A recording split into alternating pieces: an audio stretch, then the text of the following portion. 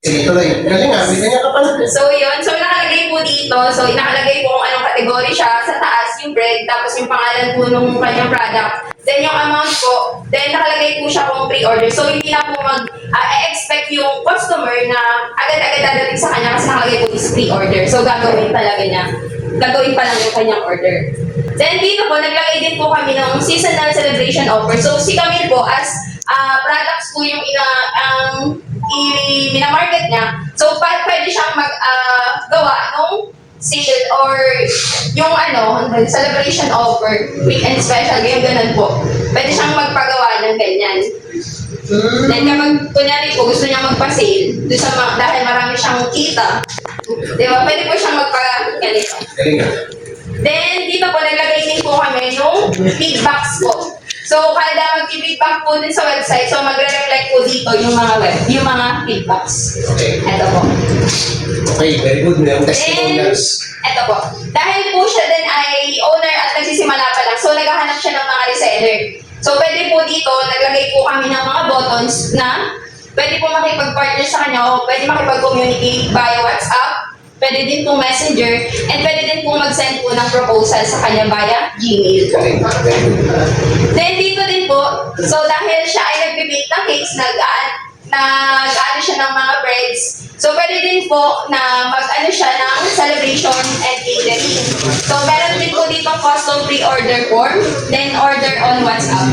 So kung tinatamad po yung customer na mag-order po dito sa app, pwede naman po makipag-communicate kay Camille kung meron pong ibang inquiries. Okay. Yan. So ito po yung pinaka-footers niya. So dito po kami naglagay ng big box. Kasama po yung big box din. Ito po yung pinaka-footer niya din sa baba. So yan. Rose for the best. Rose for the best. Okay. So yan po yung mga binibake niya. So yung crinkles, yung breads, and yung cakes. Then ito po yung baking and dispatch hours niya po. So ito po yung Monday to Saturday. Then Sunday po ay close siya. Then ito po, meron din po kami nilagay dito pero hindi pa siya nakapal yung API ng Instagram, Facebook at saka po yung TikTok. Yan. So for naman po yun, e-commerce po. Then dito naman po sa pastry menu, yan, ito po yung makikita din sa pastry menu. So nakaside po yung yung ating mga products, then nasa tabi po yung basket. So yan, kapag all po, so lahat po ng kanyang products is makikita po dito. May dalang crinkle si ma'am. Wala Sayang. Yan. So ito po yung mga products niya po. So yan. Galing, no? So kung makikita niyo po, meron din siya nakalagay na in stock. So kung ilan po yung stock niya for the day, kung ilan po yung na-bake niya. So yung katulad po na sinasabi kanina ni Ma'am Bunch, na kapag po sold out yung product, so may nakalagay po dito na sold out. So hindi niya po makiklik yung card. Ano po. Then, example po kapag tayo ay nag-add po ng nag-book or nag-place order. Kunyari po dito dalawa. So, pag pumunta po tayo dun sa cart, automatic po napupunta siya dito sa my basket. Then, hindi po siya makakapag-check out kapag hindi po siya naka-login. So, kailangan po natin mag-login. Kung check out tayo, so meron na pong automatic na nakalagay na pangalan kung ano po yung ina-register natin, then yung email po. Tapos maglalagay po tayo ng contact number. Tapos kung pipili po tayo kung yung niya po is bakery pick up or yun sa bahay niya po or local delivery kung ipapa-deliver po niya. So kapag delivery po, lalabas po yung delivery address kung saan po i-deliver at yung nearest landmark. Then ito po yung making date. Ito po yung sinasabi ni Ma'am na pwede po na ahead of time na mag-order. So kunyari, 20 or kaya bukas na po siya. So kung makikita niyo po siya, hindi po napipindot yung iba kasi hindi na makakapag-order kung tapos na yung araw. Ano po, para maiwasan din po yung mali yung customer kung mali po yung order na day. So, maglalagay po tayo.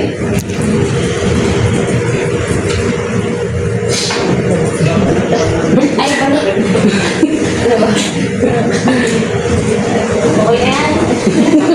So, yan po. So, once po na mag-check out, so meron po siyang pamimilian. Dahil pre-order po siya, so kailangan po niya ng bayad agad. So para makasiguro din si Camille na hindi po siya may scam yung mag-auto-cancel para at least hindi man ituloy ng customer yung kanyang bayad, at least bayad na sa kanya. Tama naman. So yun, so pipili ko siya dito. Ang nalagay po namin is eCash or PayMaya kasi ito yung karaniwan na nagbabayad sa kanya. Then, so dito po, dahil hindi po namin integrate yung kanyang QR, so inilagay na lang po namin, once po na in-scan po ni customer yung kanyang QR, so ilalagay niya na lang po dito yung preference na po. So, after po niyan ay Ayun na. Sa user yan, account. ito po, sa user po siya. So, yan po yung lalabas na nakapag-book po siya ng reservation or yung kanyang Basta yung track orders. then, ito po yung track order. So, matatrack niya po kung nasan na po yung kanyang Ang galing. order. Galing. And then, Yung sinasabi. Hawak mo ang beat. so yan po. Dahil po siya gusto niya makasiguro na ng customer na siya ay nakapag-order. So, meron po kami dito nilagay na save official summary. So, ito po yung parang resibo na natanggap ni niya. So, ito po yung naging resibo niya. Yan. Hawak mo ang beat. Renta POS na yun ah. Dapat printable, no? Renta POS Tapos, so, pagdating po niyan, so, di ba, monitor po ni client yung kanyang order. So, balik po tayo kay admin. Kung makikita po natin na pumasok po yung kanyang order. Parang point of sale system yun ah. So, ito po yung kanyang order. Oh, Ayan galing. po. So, once po na na-receive niya, so, yan, makikita po ni Camille kung kailan ba siya i-deliver, kung kailan ba niya i-debate yun. Then, dahil nakalagay po ay COD, so kailangan niya pong mag-add ng delivery fee. So, sa kanya po, siya na po yung maglalagay kasi depende po di ba yun sa location. So, yun. Isisave lang po. Then, kapag po kapag nag-start na po si Camille na i-bake yun, pwede niya po itong i-click para makita po ni customer na ongoing na po yung kanyang so makikita niya po dito na yung progress po ng kanyang yung progress Sa Candelo. ng kanyang Reset sa order. Candelo. Yan. Thank you, sir. So makikita po dito yung kanyang order summary maliban po dun sa kanyang na resito. Galing Ano po? Candelo ah. Then, pagdating po dun sa dito po sa homepage, dahil nasa customer po tayo, ito po yung makikita niya. So, makikita niya po yung story kung saan po nag-start si Camille. So, yun po yung nakalagay kasi nag-start siya sa nung pandemic, sa pag-ano lang ng mga, yung yema, yung parang pastel band. Parang yema na, yema. Yung may traffic kahapon, ha? Yan. Yan nga. Kung mapapansin niyo, siya din na nag-ano si Camille. Oh, sa Yun. tunay? Yan, sir. Yung merienda. Yung previous na meron tayong ganyan, si Camille na Si Mada? Oo. Merienda. So, dito sa our story, makikita din natin yung vision and mission ni Camille. So, makikita agad ng customer na kung ano ba yung hinihingi ni Camille dito sa website niya. Yung goals niya, yung strategy, yung business model niya, then ito po, yung sole founder and manager. So, siya po yung master baker. So, siya din yung owner dahil wala pa din naman siyang mga staff sa kanya. So, yan po. Then, pagdating naman po sa contact us, so, makikita po dito, yan, visit Soul Steakhouse. So, dito po sa tabi, meron po siyang, so, ito po yung inquiries na sinasabi po ni Ma'am Bunch kanina na pwede po yung customer na magpa-customize po ng cake. So, pwede po siya mag-send ng inquiry kay Camille. So, kunyari po si Ma'am Bunch, gusto niya ng customized cake. Walang sugar, walang gatas, walang flour. Or diabetes. Diabetes. Sa buko naman yan. Yan, so, yan po yung hinihingi niya na Diabetic. Ang sugar na is tida. Yan, diabetic. So, pwede po siyang mag-send ng kanyang inspo na cake. So, Sige, kunyari, kasi tayo, yan. Sample lang naman eh. Oh, yan. Kasi yan yung So, pwede siya mag-send ng info. So, pwede niyang i-submit yung inquiry niya. Then, pagdating po natin sa admin, Hindi, sabi ko muna, wait lang. nakasabi tayo, sir. Naghanga. Ayun din pala. Yan. So, pagdating po natin sa admin, so, Kaya Alex. Makikita po natin yung inquiries niya dito. Kasi kung Ang galing, no? Bakit po Sa Jello. Internet lang siya.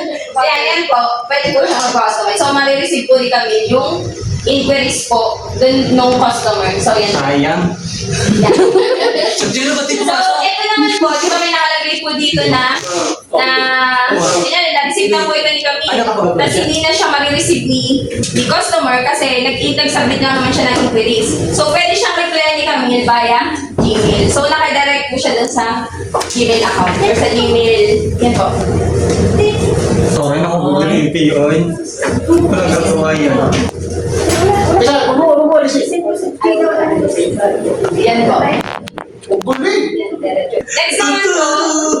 So, yung nakadating na, nakaano na po tayo dun sa contact us. So, makikita po dito yung address po ng kanyang. At makikita po yun dito yung address and hours. So, makikita din natin siya sa footer. Pero nag-ready po kami ng isang module na yung nandun po yung address and hours. So, and then po yung phone number. Then, ito po yung box niya. Nakaano po siya dun sa trunk. So, pwede po siyang i-upload. Ang galing! Galing. And then, so sa baba po niya, ay wala na yun. Footers na po yun. Then, pagdating naman po, so yun lang po yung makikita ni user. Ito pong 5. Jello. Kay admin po, so makikita niya yung inquiries, yung tracking of orders, tsaka yung visual analytics. Ano po? Tignan mo yung nakalagay. So yan, ito po yung kanyang dashboard. So dito po sa phase 3 inventory, so makikita niya dito kung ano yung active na may orders, tapos estimated na gross na revenue dun sa kanyang mga orders, tapos awaiting mailing task. Then ilan po ba yung active phase 3 niya? Ano po? Then ito po, kapag gusto niya po mag-add ng phase 3, so pipindutin niya lang po ito para mag-add.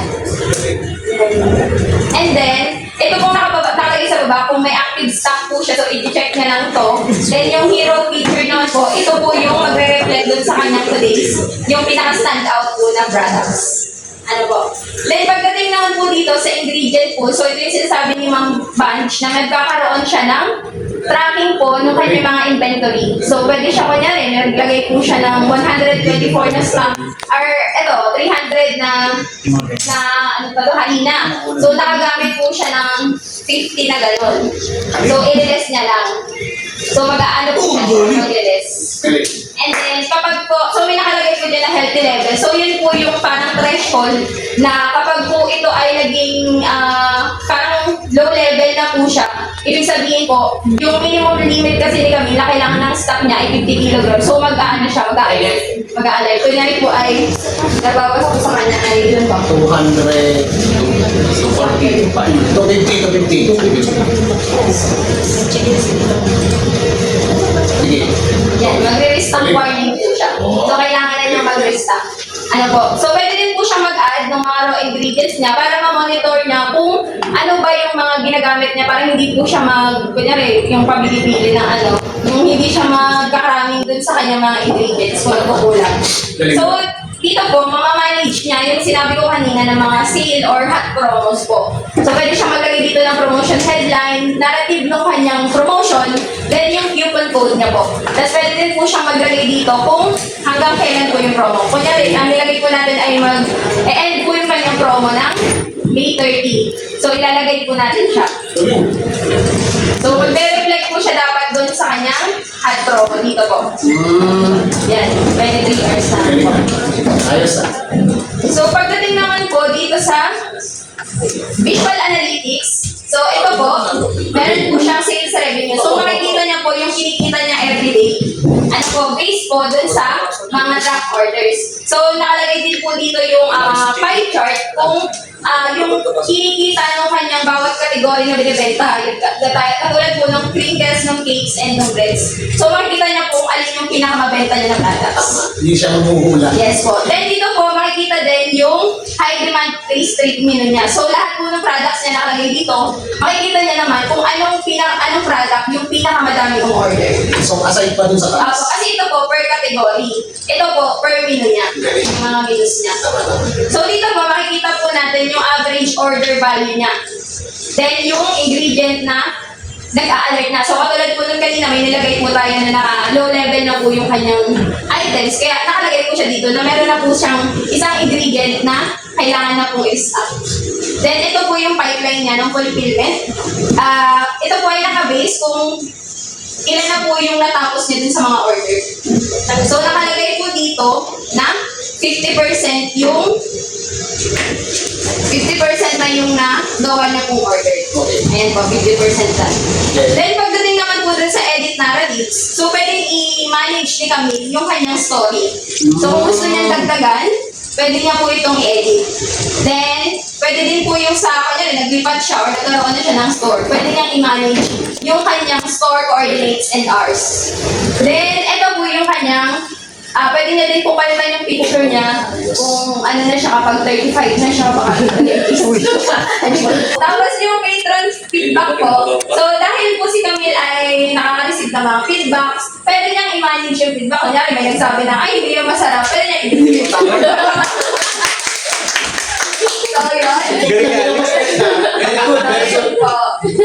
Then, dito po sa logo, keyword email. So, pwede niya po din itong i-manage. So, pwede si Camille nag-upgrade. Gusto na niya magpa-AI ng kanyang logo. So, pwede niyang mag-upload dito ng logo. Then, ito po, kapag dahil siya yung gagamit, dahil QR ko po yung nakalagay dyan, pwede naman niya po i-upload yung QR. Sarili niya keyword. Akin yan, sir. Okay. Tapos, ito naman po yung email logs po dun sa sa mga kanyang track orders. Nagdo-notify lang to na ito na yung ready, ganyan. Yan po. Tapos, ilang po? Generate Thank you. Bakit